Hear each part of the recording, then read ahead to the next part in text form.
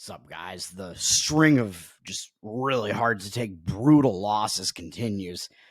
As we had, the Charlotte Hornets, that one was a little bit easier to take, I guess, because they were so far out of it because of a really horrible third quarter.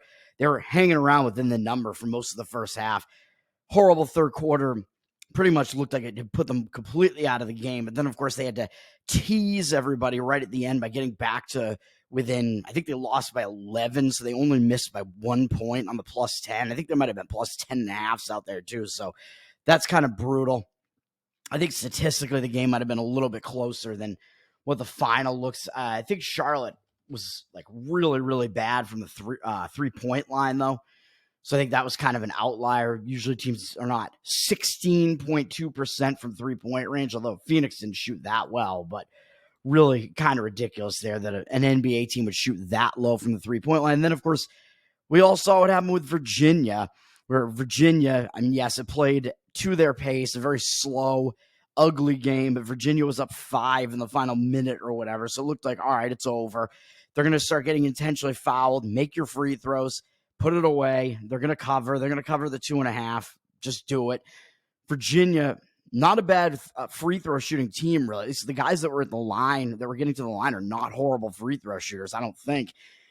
They missed like 3 or 4 free throws in the final minute there, letting NC State hang around in the game. NC State hit a 3 after the lead was pushed up to 6 to cut it to 3. Then I don't even know what happened. When NC State wound up getting possession again, then they missed, and it looked like the game was completely over at that point. 14, 13 seconds left. Or no, it was less than that, right? It got down, I think it got down to 2 or 3 seconds left or something, and they had to intentionally foul Virginia again in a 3-point game. The guy who went to the line for Virginia was an 87% free throw shooter. So it's like, you're going to at least make one of these, right, to ice the game. I believe he missed both free throws. Couple seconds left. NC State has no timeouts. They have to go all the way up the other end of the floor. And in that, so Virginia, 87% free throw shooter, goes 0 for 2 from the line. And either one of those would have put the game away as far as Virginia winning the game, at least. They're still up 3 because he couldn't hit either of them. 2 whatever seconds left for NC State. I mean, if you guys saw the game, you know what I'm going to say. You know what happened. NC State had to run the length of the floor. They got it up past half court, threw up like a prayer 3 from several feet beyond the arc, I would say. And it goes in and sends the game into overtime. And then Virginia has like probably the worst overtime period that they could possibly have, somehow giving up 15 points in overtime when I think they held NC State to below 30 points in both halves, maybe. Did they? I forget. I think they did. Yeah, I think it was 20. I think both halves in the game were 29-29. So 29 points in both 20-minute halves is what Virginia allowed, and they allowed 15 in a 5-minute overtime period, although some of it was because they kept fouling at the end, but that is just ridiculous. So NC State is now in the conference finals because of that. We move on to today, and that is these losses, having so many of these losses, the Niagara one, the Villanova one, and Philadelphia 76ers, and now this Virginia one, it's just really, really difficult to take, man. I don't know what to tell you about that. We move on to today. NC State is, of course, there are a lot of conference finals happening for us today and tomorrow. Tomorrow being the last day of play and selection Sunday. So NC State is in the conference final, and they played the opening rounds in the ACC. So they're playing a 5th game in 5 days now. So I don't want to play them because I think they're going to be motivated, of course, because they actually will make the tournament if they win this game. And if they don't, then they won't. But they're playing a 5th game in 5 days, man. So I think the odds are probably stacked against them. North Carolina is who they have to face. North Carolina, probably the best team in the ACC, and is still sitting there in the tournament, up to a 9-point favor from 8.5 there for North Carolina. Oh, man. The Big West, UC Irvine, who was far and away the best team in the Big West, got knocked out last night by Long Beach State. Long Beach State basically pulled an opposite of Virginia and it didn't miss any free throws down the stretch. Long Beach State had a guy who was 64% from the free throw line on the season, hit like 12 of 13 free throws in the game last night, and a bunch of them down the stretch. Just absolutely clutch free throw shooting there. And they somehow beat UC Irvine, who had taken care of them easily, I think, both times during the regular season, and had a 7-game lead on them in the conference coming into this tournament. UC Irvine, far and away the best team in this conference, and now they're not going to get in, weakening the tournament field completely, because now it's going to be Long Beach or UC Davis. I would imagine probably UC Davis, although I think UC Davis actually played the later game last night. I think they actually played after the Irvine game, so I don't know, but that's going to weaken the field. So that final in the Big West is today. What other finals are today? The MAC is in their final today, which is Akron. The number 1 team is still there, the best team. They're the 2 seed, but they're the best team in the MAC. They're still there against Kent State, who's made a Cinderella run, I believe, as an 8 seed in the conference, taking out Toledo, who was the 1 seed, although I think they're slightly worse than Akron. Akron's up to a 5-point favorite, and that one should win, but you never know with these March Madness tournaments. So that's in the MAC final today. The Mountain West finalists today with New Mexico making a nice run in that tournament to get there, pulling off wins over Boise and over, who else did they beat there? They beat Colorado State yesterday, and then Colorado State made a decent run in the tournament as well to pretty much secure their tournament bid. I think with this run that New Mexico has made, they're in the tournament now as well. They're up against San Diego State, who I think is the best team in the Mountain West. But both teams, I think, in this game are in the final at this point, but it's kind of just a matter of maybe New Mexico is motivated a little bit more in this game. Maybe I would lean that way a bit just because they probably don't feel like they're completely secure in their tournament bid. So they would rather be completely secure and win this game, whereas San Diego State doesn't need it to get in. They already know that they're in. Marquette and UConn is the Big East final today. UConn's up to a 9-point favorite. It seems like Kolek is probably not going to be back for Marquette at this point in this game. Weird, interesting scenario because UConn, of course, are the returning champions. They won the NCAA tournament last year, but Marquette won the Big East tournament last year. So weird, like conflicting narratives there where it's both teams are going to be motivated in that game.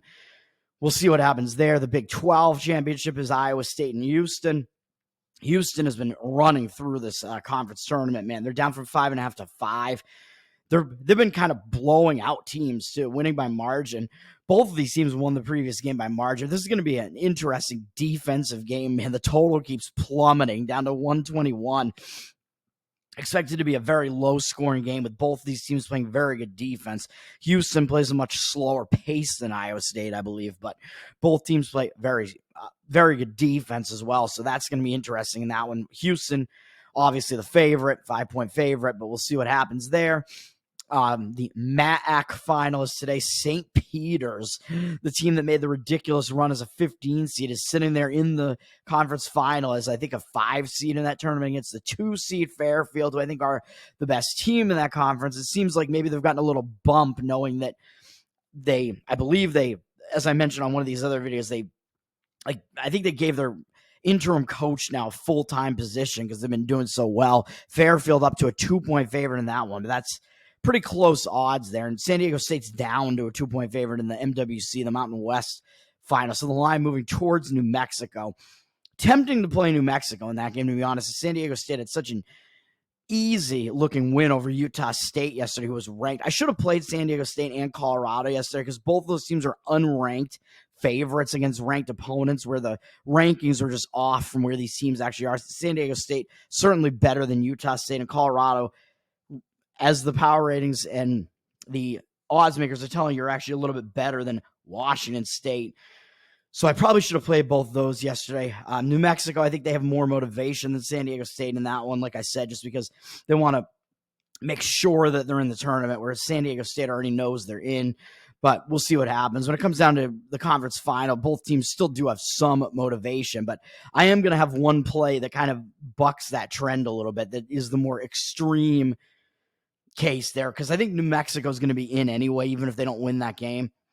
But we'll see what happens. And then the Conference USA Championship is today. That conference has become a ridiculous amount of chaos in that conference tournament, with UTEP has been the cause of most of it. And they're in the final, I believe, is the 5 seed in that conference. Kind of a middling team, mediocre team. And I believe they've taken out, no, they weren't the one that took out Louisiana Tech. I think Louisiana Tech lost to the 7 seed Middle Tennessee, which is really ridiculous. Louisiana Tech, the best team power ratings wise in that conference, they're gone. I think Sam Houston State might have been the second best power rated team in that conference. They're gone because they lost to UTEP yesterday, who took them out and Liberty out in the prior game, where Liberty, I think, was one of the better power rated teams in this conference too. So I think at least the top 3 power ratings teams are gone from this conference now. And they were, I don't even know what seeds they all were. Sam Houston State was the 1 seed. I think probably Louisiana Tech was the 2.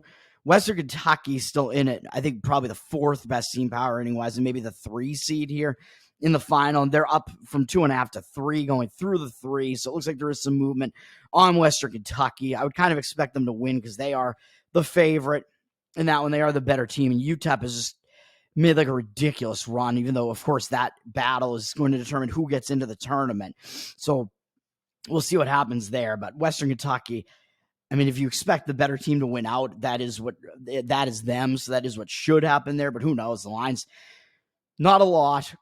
The WAC championship is today. That Grand Canyon's still alive, and that one winning pretty easily. Well, not easily, but they were able to put a nice run together in the closing minutes of that game to really put it away against Seattle. When the game was closer before that, Grand Canyon up from 5.5 to 6 against UT Arlington, who took out Tarleton State, who I think was one of the more overrated teams in college basketball, really just really overperforming, I think. And they finally ran into a really hot Texas Arlington team who knocked them out. But Grand Canyon, also a pretty hot team, and has been kind of all year, although they had a couple of down performances. But you would expect Grand Canyon to win that game because they are the best team in that conference. But we'll see what actually happens there. Bryce Drew is their coach, who I believe is Scott Drew of Baylor is his brother. I believe Bryce Drew, known for playing as a college basketball player at Valpo. I believe he had some big play in some upset in one of the NCAAB tournaments, if I remember correctly, way back in the day. He's the coach at Grand Canyon. I would kind of expect Grand Canyon to win that one. UMass Lowell is playing at Vermont finally. Those teams have had some days off in the America East. The semifinals were days ago at this point. Vermont's actually down from 8 to 7.5. I mean, Vermont, they're still the better team here, and they're playing on their home floor. They are the team that's dominated this conference, of course, for years at this point. This is the same matchup as last year's final, with the 1 versus the 2 also being the same. I expect Vermont to win, but you never know. I mean, one of these years, maybe they actually finally get caught, and you see UMass Lowell getting through. But UMass Lowell is definitely a significantly worse team than Vermont. If you watch them play, I mean, that conference just isn't really that good. But Vermont is certainly the class of the conference there. The MEAC and the SWAC are both playing. I mean, those are guaranteed. Those teams that win those are guaranteed to be in the first 4 games, playing into the 16 seeds. Delaware State and Howard they're in the MEAC final, with Norfolk State and NC Central both getting knocked out by those 2 teams yesterday, I think. So the top 2 teams in that conference are gone, getting eliminated by these 2 teams. Howard is the better of these 2 teams, as the line is telling you. They're up from a 2-point favorite to a 3-point favorite. And it's kind of even more crazy. The game is at Norfolk. So Norfolk basically had the home court and still couldn't get through. Kind of a mess of a conference. It's a bad conference. None of these teams are very good, but Howard is the favorite there. So take that for what you will. And they've moved up a little bit on the line. And then in the SWAC, Grambling, who was the 1 seed, although they're, as the odds makers are telling you, they're obviously not the best team power ratings wise in the conference, which I think was Southern, although Southern is out. And Texas Southern, who has been one of the other teams that's won this conference a few times recently, is there in the final against Grambling and is actually up from 2.5 to 3 as a favorite. So Texas Southern, the favorite in that one. So, I mean, when you don't really have other info to go on, you kind of expect the favorites to win those, but who knows in those smaller conferences. And then the rest of these tournaments are in semifinal rounds as the Ivy kicks off, with Princeton being a big favorite over Brown, who somehow snuck in as the 4 seed. Cornell Yale looking like a more competitive game line-wise, at least. The A-10 guaranteed to have a bid steal. Total chaos in that conference. St. Joe's and VCU and St. Bonaventure and Duquesne, both of those have small numbers. 1-point favorite for Duquesne and 2-point favorite for VCU in those games is The highest seed that's still left there, I believe, is the 5 seed in VCU, I think, because I think Duquesne's a 6, St. Bonaventure a 7, and St. Joseph's a 9. Whatever's going on in that conference is just crazy, total chaos. Big Ten semifinals. These conferences, of course, finish on Selection Sunday, making it difficult for the selection committee, although the selection committee pretty much has their bracket finished by then, and those outcomes don't tend to matter that much. But semifinals there are Wisconsin, Purdue. Of course, Purdue 6.5-point favorites, but not insurmountable there against Wisconsin, who's been making a nice run in this tournament, but beating bad teams. And then speaking of beating bad teams, Nebraska has been a team that's been beating all bad teams pretty much. They don't really have very many impressive wins, even going all the way back to the start of Big Ten play. Their big wins are their home win against Wisconsin. I think they had a win against Purdue as well. And other than that, they've really just won against the really bad teams in this conference. So I don't know how good Nebraska really is, but all 4 of these teams are already in the tournament. So there's not going to be a bubble steal, a bid steal or anything like that. Nebraska's facing Illinois. Illinois, of course, the favorite, but down to 4.5. SEC has been a team where all the top ranked teams have been pretty much wiped out, with Tennessee, Kentucky, and Alabama all going down, who I believe are the top 3 seeds in this tournament. Power ratings wise, though, Auburn is kind of right with those teams, and Auburn is still in. So they are the favorite to win this at this point, as a 7.5-point favorite on Mississippi State, who they pretty much secured their tournament. I think they were already pretty secure getting into the tournament, but beating Tennessee, I mean, that locked it up for them. They'll be in the tournament. So all 4 of the teams left in this conference, I think, are in the tournament now, because I think Texas A&M, they were a bubble team. They were kind of off the bubble for a little while, I think, but I think they're going to be I don't know if I would say they're completely secure, actually. They're probably in one of the first 4 games right now with that win over Kentucky yesterday. Big win for Texas A&M, and Florida took out Alabama in that game between the 2 really crazy offenses, although Kentucky is one of the crazy offenses as well. So A&M and Florida playing each other. Interesting matchup, Florida being a 3-point favorite. Semifinals also going on in it's taking way too long to just talk about all this bracket stuff. And I have one play in college basketball too, and you know what it's going to be, because it's the one conference I haven't talked about yet. Semifinals also in the American Athletic, with the top 2 teams in the conference seed-wise still being alive, and Florida Atlantic being a big 13.5-point favorite over a Temple team that's made kind of a ridiculous run in this tournament. Temple, I think, took out – did they beat – I don't know if they beat Memphis in this tournament. They beat SMU, I think. Memphis got knocked out at some point in this tournament. I don't know, but Temple making a ridiculous run. But Florida Atlantic should win that game as a big favorite, and still the best team in this conference, even though South Florida is the 1 seed. I keep saying they're overrated. Power ratings don't have them as a very good team. They're only a 3-point favorite against UAB, but they're up to a 3-point favorite. So we'll see what happens in that conference. You would expect Florida Atlantic should be able to get through at this point. I think they might make the turn, as long as they make the final in this conference, which they probably should, because they better. Playing Temple as a double-digit favorite here. And I think Temple having played an extra game compared to what Florida Atlantic has played, I would expect FAU to get there. And even if they lose to South Florida in the final, I think FAU would still get into the tournament. But then I think that would actually be a bid steal if South Florida got in. So that would be another bid steal. And then the last conference I'm going to talk about here, the Pac-12. I think it's the last one. I'm going to actually play on Oregon in this game. This line has gone all over the place. It opened Colorado -4.5. I think the KenPom, the power ratings guys have them probably around a 3 or 4 point favorite. So we are going against the power ratings a little bit here, but they opened a 4.5 point favorite. And then it quickly moved all the way to Oregon being a favorite at some books, which is really insane. And then it bounced back to Colorado -2.5. So that's really weird. It seems like there are professionals that are disagreeing on what's going to go on in this game, because unless you think it was a false move early on, but I actually don't think so, because I still see some movement coming in Oregon, taking the +2.5, driving it back down to 2 and stuff. So I think that we have competing guys here coming in on this game. I'm going to be on the Oregon side, like I said, taking the points here. I think the motivation is too much on the Oregon side to not do it at an underdog price here. And I think they're kind of playing with house money. I don't think the pressure is going to be on. I think there isn't that much pressure on either of these teams at this point. I don't think either of these teams expected to even get this far in the tournament, but now they're here. And Oregon absolutely has to win this game to get into the tournament. They didn't even expect to be here.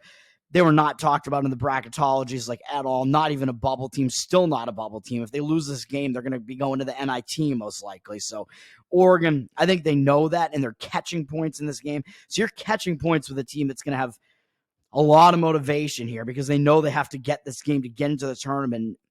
I wouldn't like it as much if they're a favorite, but they're an underdog, and I think you're going to get a fully motivated team from them as an underdog. So I like that aspect of it. And Colorado actually played the later game last night in the tougher game, beating, maybe a tougher game just because it was closer, beating Washington State in a really close game that went into the late hours last night. I was like falling asleep watching it almost towards the end of that. Colorado got out of there with the win. Oregon, of course, did pull off a big upset over Arizona, but it seemed like kind of a disinterested Arizona team who, even though they're fighting for a potential 1 seed and now they're not going to get it. I think North Carolina has pretty much guaranteed themselves the final 1 seed at this point, with Tennessee losing and Arizona losing in worse fashion. North Carolina, I think even if they somehow lose to NC State, which I don't expect to happen, I think they would still get the 1 seed, the final 1 seed in the tournament. But I do think North Carolina is just going to win the ACC at this point anyway.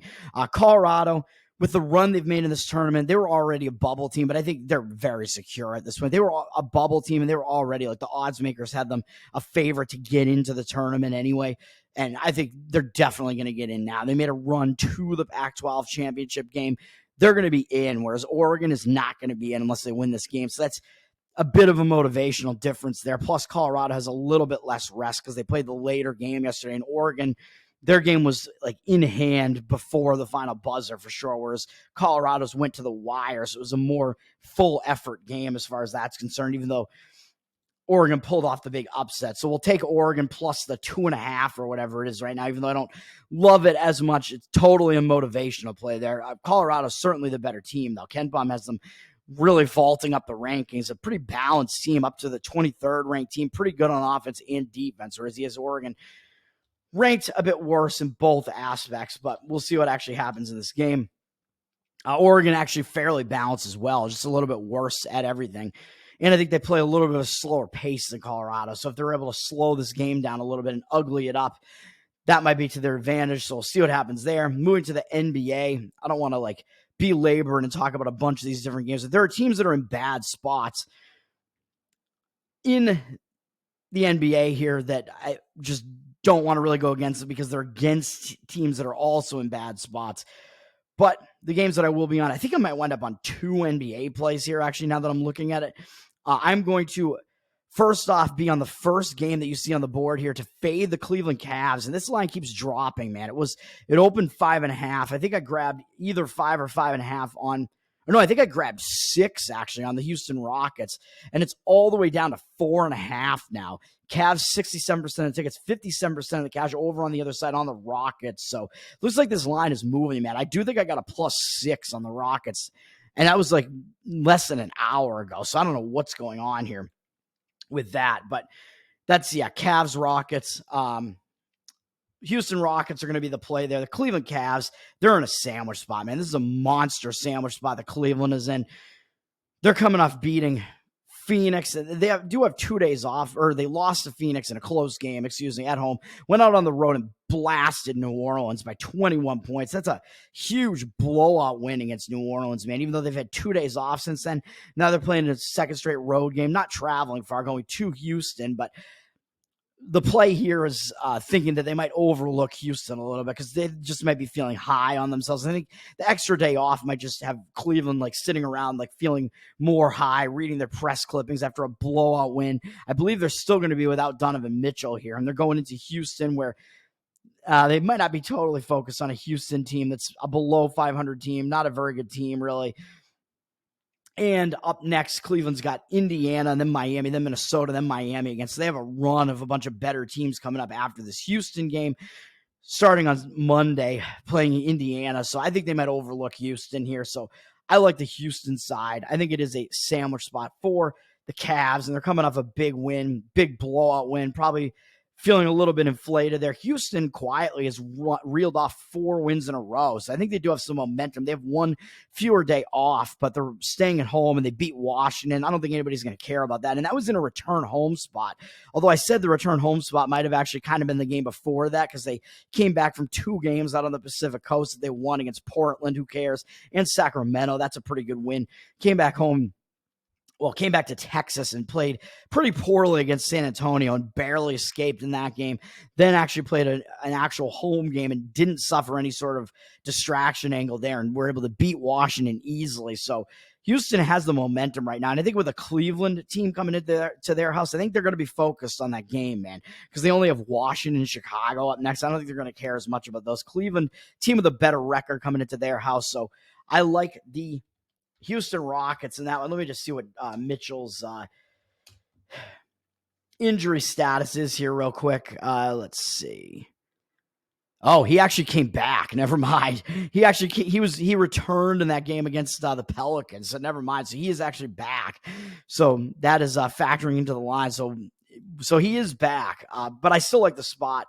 So the reverse injured player theory spot actually was the game against the Pelicans, and they still played a really good game. So who knows about that? But in a second game with the injured player back, that tends to also not be that great a spot for that team. Or actually, excuse me, it tends to be a better spot for that team, but I think it's going to be a worse spot because they played so well in his return that I think it is going to be a letdown spot, and they're going to be feeling like kind of high on themselves because I think that means that they already were able to make the adjustments, whereas usually you see that team have like that adjustment period in the first game, and then in the second game they have adjusted to it and they play better, but I don't think that's the case here because they did play well in that because they did play well in that first game with him back. So I expect this to be a letdown for them. And then in the other game, I'm going to go against the Sacramento Kings, take the Knicks +3. Kings have 62% of tickets, but it looks like 98% of the cash over the other side on the New York Knicks right now. I don't know about that, but I don't like the spot that the Sacramento Kings are in here. They're coming off big wins in back-to-back games. They've had a couple days off now, but I think that might hurt. Like that might break their momentum a little bit because they beat Milwaukee and then they beat LA, beating them soundly. LeBron's LA team, and Sacramento season swept them 4-0 against LA. And I think they've won like a lot of games in a row against the LA Lakers. Like I think with Sabonis playing, Sacramento's won their last like 8 games against the Lakers or something like that. It's something crazy like that where they just have LA's number, man. So after those 2 pretty decisive wins against good teams, like, what are they going to do, man? Like, are they really going to show up for a game against a pretty struggling Knicks team? I'm not so sure that they will. The New York Knicks, I mean, they've won a few games recently. I don't think they've been playing that well, though, and they play like an uglier brand of basketball, or they have some games where they really don't score a lot. They're coming off a game where they just started a road trip in their previous game and beat Portland, and I think that's just kind of a momentum continuing game, I would say, because they had some momentum that they took out on the road trip after blasting Philadelphia, and they didn't really suffer a letdown. They were focused in their first road game against Portland. I think they're going to continue to be focused. They're playing a pretty good Sacramento Kings team, so even though they do have Golden State up next, I think the Kings are in the worst letdown spot there. And I believe we're playing on a Knicks team that also has one fewer day off, so that's the case with both NBA plays that I have here. But I like the spot there. I don't like the spot for the Kings. So that's going to be a play on the Knicks. And then we have a big hockey card where I'm going to be on 2 games here as well.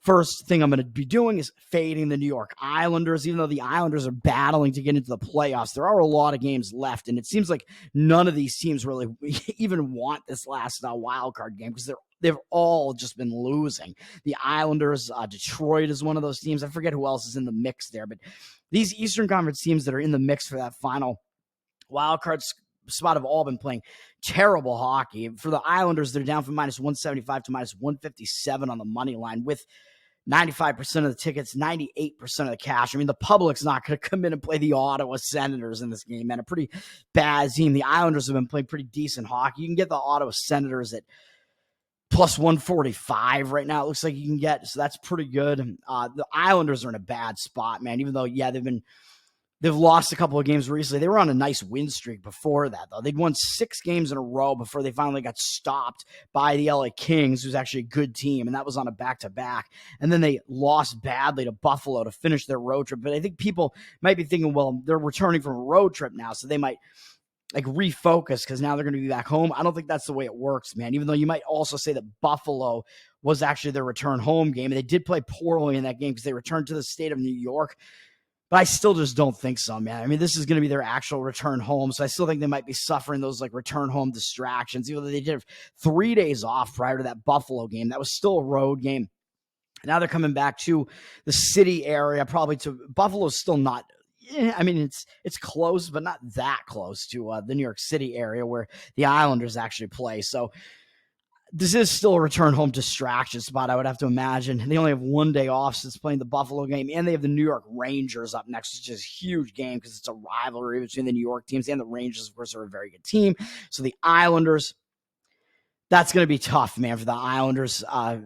I think they're going to have a look-ahead spot here to the Rangers, a TNT game that they have to play tomorrow. So I think they might overlook Ottawa here, man. It's almost kind of a sandwich because it's a return home distraction spot and with a better game up on deck. So I like the Ottawa Senators getting a nice underdog price there. And the Senators are kind of on a little bit of a momentum stretch right now because they just won a couple of games, even though, yeah, they both went into overtime. They only have 1 day off as well.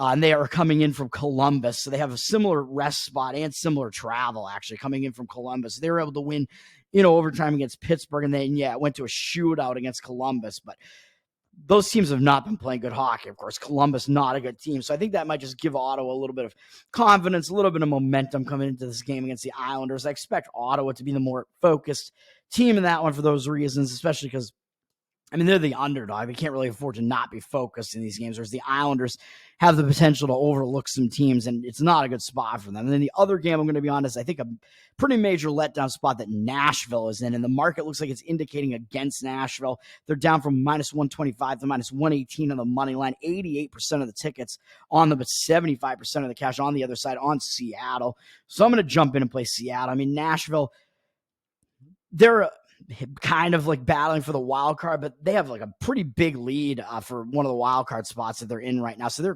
they're in a fairly safe position right now. They reeled off like a big win streak, like an 8-game win streak, and then they've won 3 of the last 5 as well, with the only losses in that stretch being in overtime. So they've been playing really well. They've been difficult to stop recently. They've been good, and they've pretty much secured themselves a playoff spot, I think, for now, at least. It seems like they're probably not going to be able to lose a playoff spot here. So I think they're in a bad spot at this point here. They have an extra day off, which I think might not help because they're coming off a big win over Winnipeg on the road. And now this is going to be their 4th straight road game. 2nd straight out kind of in not in the Pacific Northwest area because Winnipeg isn't really, but now they're having to go out to the Pacific Northwest, which is their furthest travel point in this road trip, but they were kind of in like the Midwest and like prairie states prior to this. So this takes them out to the Pacific Northwest now. I don't like the spot that they're in here, having to go to Seattle off a big win over Winnipeg, who has one of the best records in hockey. Seattle, I think, in the better spot here to do something better. Seattle, I think they're in a bounce back spot because they're not traveling anywhere, and they just had a kind of an ugly loss as a home favorite against Washington, 2-1, but not great when you lose as a home favorite. And the prior 2 losses were against Winnipeg after they beat Winnipeg, so it was a zigzag, and Winnipeg got revenge on them, quick revenge. They lost that game, no shame in losing to Winnipeg, and then they lost in overtime to Vegas, who's still pretty good team in hockey, even though not as good as they were last year and kind of struggling recently, but still, you can't blame them for losing to Vegas, really. Overtimes, they were coming off a couple of tough opponents there and then didn't play the best game against Washington. So now I think they're going to be in a bounce back spot here with Nashville coming in, who's been playing really well. Nashville has a pretty good record.